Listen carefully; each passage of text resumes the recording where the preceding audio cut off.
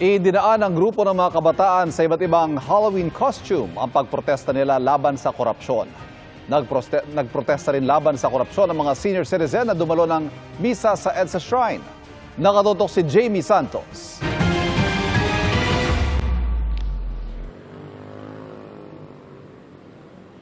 Ivan, ang pagmamalasakit sa bayan at pagmamahal ay wala rang retirement age. Kaya naman ngayong Sabado, sabay nagpakita ng paninindigan at malasakit sa bayan ng grupo ng senior citizen at kabataan laban sa korupsyon.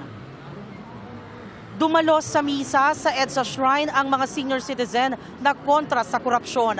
Nagdaos din sila ng mall walk at photo opportunity bilang simbolo ng kanilang panawagan para sa tapat at malinis na pamahalaan. Nananawagan silang bawiin mula sa mga kontratista at tiwaling opisyal ng gobyerno ang mga umano'y kinurakot ng pondo ng bayan. Gamitin ito para sa kalusugan, edukasyon, pabahay at kompensasyon sa mga nabaha. Nagbihis halimaw, buwayang nakakulong at multo naman ang grupo ng kabataan sa People Power Monument.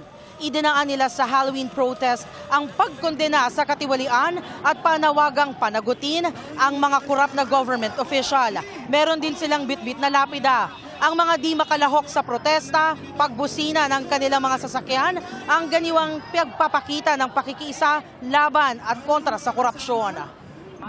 Ivan, hindi raw mapapagod ang grupo ng senior citizen at kabataan sa paninindigan at sa pagbabantay sa kaban ng bayan. Kaya naman daw asahan ang kanilang presensya sa malakihang rally sa darating na November 30. At Ivan, kararating lang din ni Akbayan Party List Representative Jel Jokno dito nga sa People Power Monument para makiisa sa ginagawang kilos protesta dito nga sa People Power Monument. At yan ang latest mula rito, balik sa iyo, Ivan.